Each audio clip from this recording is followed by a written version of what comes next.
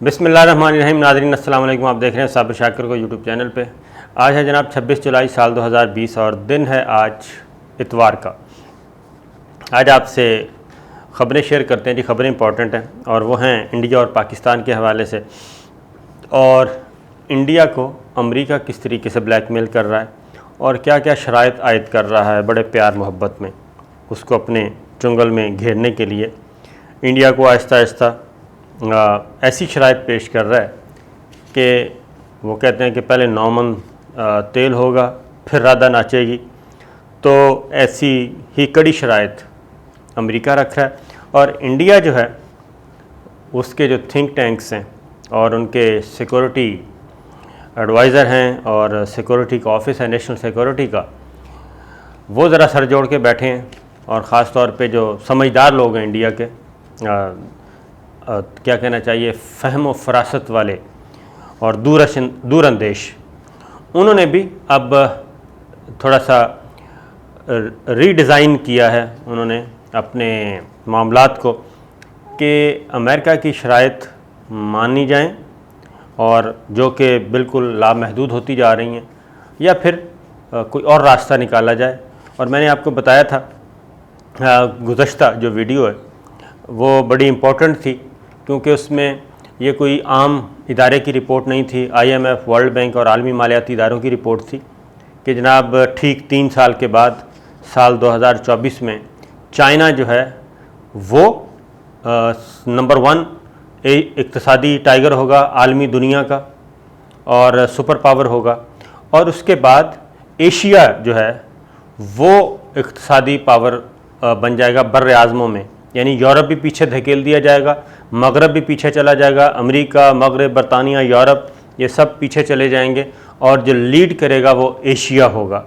और आपको पता है एशिया में चाइना भी है, इंडोनेशिया भी है, जापान भी है, इंडिया भी है और पाकिस्तान भी है, बांग्लादेश भी है और साउथ एशिया ज़ाहिर है, ये सारे का सारा मिडल ईस्ट और ये सब का सब, और वस्त एशियाई रियासतें जिनको कहते हैं, ये सारा एशिया है।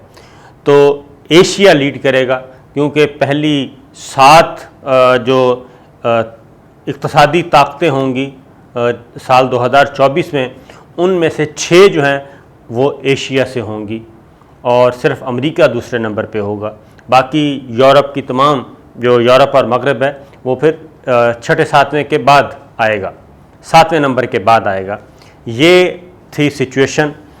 और इसमें मैंने आपको पहले भी बताया था कि इंडिया में एक मौसर आवाज़ ऐसी है जो ये समझती है कि अमेरिका के नरगे में नहीं आना चाहिए और अमेरिका की जो तारीख़ है वो है इस्तेमाल करो टिश्यू पेपर की तरह और फेंक दो, इसके अलावा और कोई नहीं है।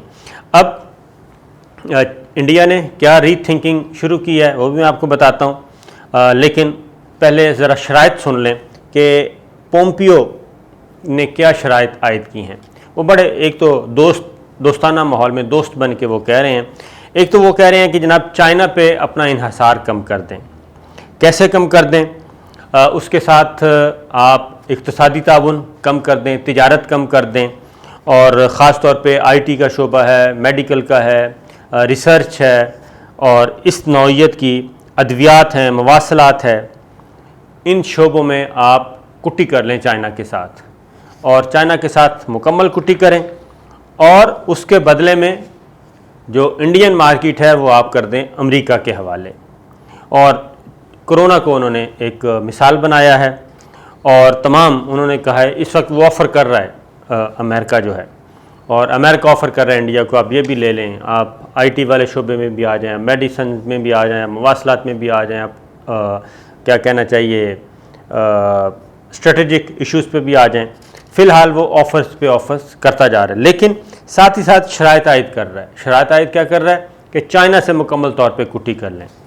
अब उसमें फिर आपको पता है कि बहुत सारी ऐप्स बंद कर दी गई हैं, भारत ने भी कर दी, अमेरिका ने भी कर दी। अमेरिका एक क्या कहना चाहिए, अमेरिका बहुत एग्रेसिव हुआ है। पहले इक़्तिसादी तौर पे, इक़्तिसादी शोबे में चाइना को क्या कहना चाहिए कि नाकारा करने की कोशिश कर रहा है। सिफारती सतह पे उस पर अटैक किए जा रहे हैं, कौंसलेट खाने जो हैं बंद किए जा रहे हैं, जवाबन चाइना भी यही काम कर रहा है। और उसके बाद फिर अगली जो लड़ाई होगी वो होगी मैदान जंग जो असले से लड़ी जाती है। फ़िलहाल कोल्ड वार तैयारी कर रहा है। तो ये सारी चीज़ें पोम्पियो इसके रूहे रवां हैं। आपको मैंने बताया था एक कौंसल बनी हुई है, जंगी कौंसल, और पोम्पियो उसके अहम तरीन हैं, FBI के सरबराह हैं, अटॉर्नी जनरल हैं अमेरिका के, और नेशनल सिक्योरिटी एडवाइज़र हैं। ये सारी चीज़ अब जितनी भी ये शराइत मेरे सामने पड़ी हैं, जो एक क्या कहना चाहिए डू मोर और चार्ट ऑफ डिमांड जो अमेरिका पोम्पियो के ज़रिए इंडिया के सामने रखी हैं, तो अगर ये सारी शराइत मान ली जाएं और पूरी की जाएं तो जनाब इसका सीधा सीधा जो मतलब निकलता है वो ये है कि इंडिया को मैसेज दिया जा रहा है कि जनाब हम आपकी मदद तो करेंगे, और लेकिन उसके लिए ज़रूरी है कि पहले आप चाइना से मुकम्मल तौर पे कुटी कर लें और चाइना के साथ दरवाज़े अपने बंद कर दें। अब चाइना और इंडिया पड़ोसी हैं, पाकिस्तान अहम तरीन हिस्सा है, CPEC आ चुका है, ईरान इस ब्लॉक में आ चुका है।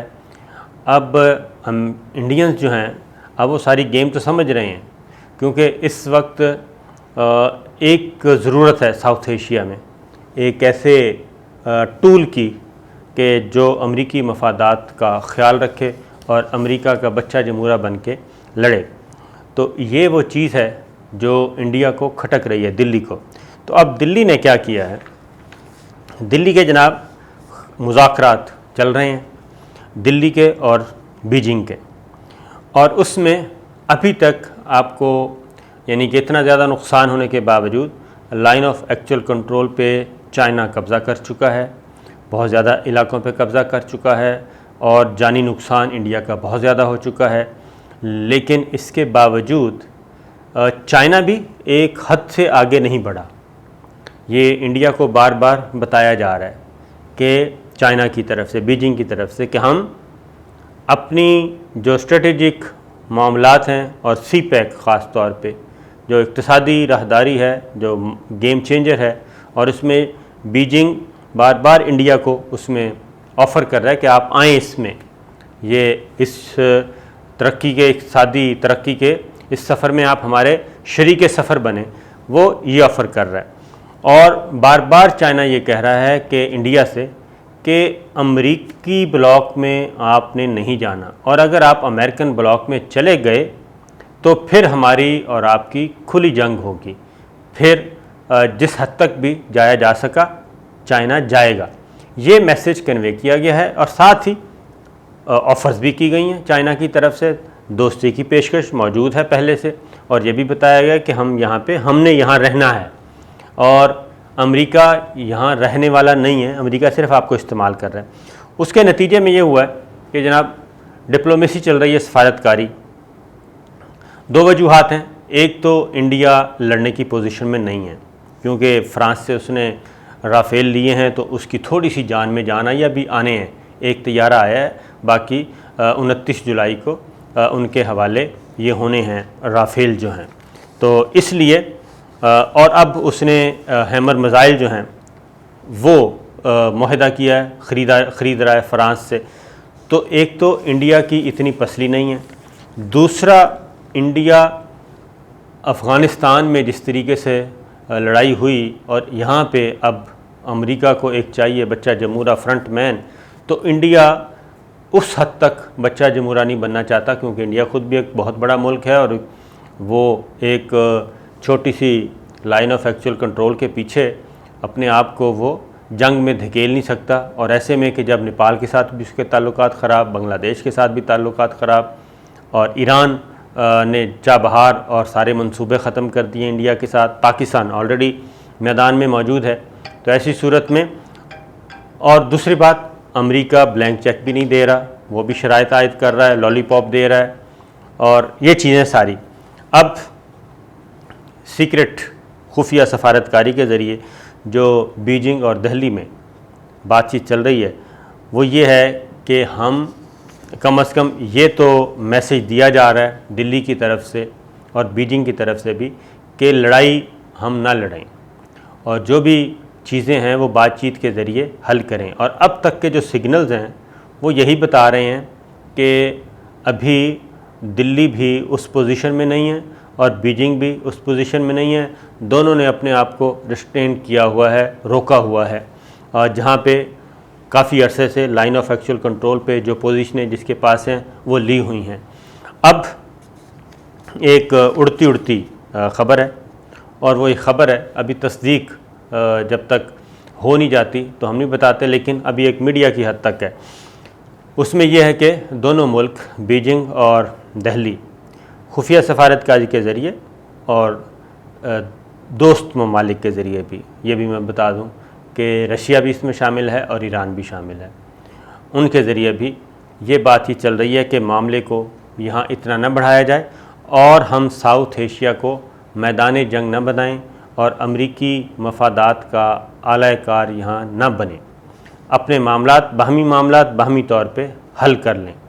तो ये एक ख़बर है जनाब जो मैंने कहा आपसे शेयर कर लूँ कि मामलात खुश उसलूबी से मुज़ाकरात के ज़रिए, ये जो लद्दाख है ये वाला एक वर्चुअल कॉन्फ्रेंस हुई है, गुफ्तगू हुई है, और एक बार फिर इंडिया की और चाइना की, और उसमें ये बात की गई है जनाब। और फिर एक वर्चुअल कॉन्फ्रेंस हुई है जिसमें एक बार फिर ये ख़बर आई है कि जनाब अमन की बहाली के लिए दिल्ली और बीजिंग बाहमी बातचीत के ज़रिए मसले को हल करें, और लद्दाख में, गलवान वैली में और पेंगोंग झील में और तिब्बत बॉर्डर पे जितने भी मामलात हैं वो तय करें। उसकी रीज़न मैं आपको बैकग्राउंड बता चुका हूँ। और एक और बात कि राफ़ेल तैयारों के बाद जनाब अब अगली चीज़ जो मैंने आपको कहा सख्त नहीं है, सख्त इसलिए नहीं है कि राफ़ेल तैयारों के बाद हैमर मिज़ाइल की ख़रीदारी का जी मुआहदा किया गया है। और हैमर मिज़ाइल के बारे में बता दूँ, ये फ़्रांस से ले रहा है इंडिया, और उसकी वजह यह है कि ये 50-60 किलोमीटर इसकी रेंज है, और ये मिराज तैयारे जो इंडिया के पास पहले से हैं उन पे भी ये फ़िट हो सकते हैं और राफ़ेल पे भी फ़िट हो सकते हैं। और वहाँ से ये बज़ाहिर चाइना की कहा जा रहा है, चाइना की तरफ से थ्रेट है, लेकिन मेरा ख़्याल है कि असल उसको मसला है पाकिस्तान के साथ। और दूसरी वजह ये भी बता दूं, ये अब जो आज हमारे थोड़ा सा पाक फ़िज़ाइया ने भी, मैं आपको बता दूं कि ख़बर ये है कि पाक फ़िज़ाइया ने भी आज ही गिलगित बल्तिस्तान और लद्दाख वाली साइड पे बाकायदा तौर पे पाक फ़िज़ाइया के तैयारे जो हैं उन्होंने ज़रा अपनी थोड़ी सी आवाज़ सुनाई है दुश्मन को, और उसकी रीज़न ये है कि कोई पाकिस्तान के साथ शरारत ना की जाए चाइना के चक्कर में। और हमारे पाक फ़िज़ाइया के सरबराह ने आज ओपन तौर खुले तौर पे बता भी दिया है, उन्होंने कहा जी एक तो हम गाफिल नहीं हैं, इंडिया जो भी ख़रीदारी कर रहा है, राफ़ेल कर रहा है या हैमर कर रहा है, हैमर मिज़ाइल ले रहा है, और बाकी उससे हम हरगिज़ गाफिल नहीं हैं। और दूसरा ये कि हमारे पास अपने दिफा के लिए और अटैक के लिए भी बहुत ज़्यादा वाफर मिक़दार में क्या कहना चाहिए, मिज़ाइल भी हैं और असला भी है और बारूद भी है और बहुत कुछ है। तो ये एक मैसेज आज इंडिया को वाज़ेह तौर पे चला गया है, बाकायदा तौर पे ऑफिशियली गया है जनाब, इसमें ढकी छुपी वाली बात नहीं है। क्योंकि ये जो 5 अगस्त आ रहा है उसके लिए कुछ इंडिया प्लान कर रहा है, और उसका एक और बैकग्राउंड बता दूं, वो ये है कि जनाब इंडिया इस वक्त अक़वाम मुत्तहिदा की जो रिपोर्ट आई है वो ज़रा सुन लें आप। अक़वाम मुत्तहिदा ने एक रिपोर्ट दी है, और उस रिपोर्ट के मुताबिक इंडिया, केरला और कर्नाटक ये जनाब दाइश और दहशतगर्दों का ये अड्डा बन चुके हैं, और इसमें कुछ अफ़गानिस्तान के ग्रुप्स अस्करियत पसंद वो मौजूद हैं, कोई अलकायदा के लोग मौजूद हैं, और ये पाकिस्तान, बांग्लादेश, म्यांमार, ये कोई 150-200 के लोग करीब नामवर जो अस्करियत पसंद हैं वो हैं। और ये सब के सब ऑर्गेनाइज़ हो रहे हैं इंडिया में। और इंडिया जो है अब आने वाले दिनों में ये ख़तरा बनेगा और ये दहशतगर्दी के लिए इस्तेमाल होगा दूसरे मुल्कों के ख़िलाफ़। और इसमें अफ़गानिस्तान के जो शहर हैं जी, नमरोज़ हैं, हलमंद है और कंधार, ये भी इस ग्रुप के साथ राब्ते में हैं। ये हमारी रिपोर्ट नहीं है, ISI की रिपोर्ट नहीं है, ये पाकिस्तान के किसी इदारे की रिपोर्ट नहीं है, बल्कि ये रिपोर्ट है अक़वाम मुत्तहिदा की। उसने ये ख़बरदार किया है कि इंडिया जो है वो दहशतगर्दों का, अस्करियत पसंदों का, दाइश का ये गढ़ बनने जा रहा है और यहाँ से दहशतगर्द तंजीमें जो हैं वो अपने आप को ऑपरेट करेंगी। इलाकों तक का नाम केरला बता दिया, कर्नाटक बता दिया, ये सारे तो हमसाया ममालिक को ख़ास तौर पे बताया गया कि हमसाया ममालिक, ज़ाहिर है हमसाया ममालिक हम हैं और ये ख़तरनाक होगा। अब इसका मैं बता दूं कि 2-3 प्रॉक्सी वार के लिए इस्तेमाल हो सकता है जी ये, और ये ग्रुप्स वहाँ पे ऑर्गेनाइज़ किए जाएंगे। इंडिया की सपोर्ट इनको हासिल होगी, मैं इसमें कोई शक नहीं है। और ये अब जो एक होता है बराह रास्त लड़ाई लड़ना, वो तो नहीं, अब इनको यहाँ से ट्रेंड किए जाएंगे और ये कभी मुसलमानों के रूप में आया करेंगे, कभी कुछ। और दौलत वो क्या एक और भी है, विलाया हिंद, यस विलाया हिंद के नाम से ये है। तो ये थी अब तक की ख़बरें, तो देखते हैं क्या बनता है जनाब।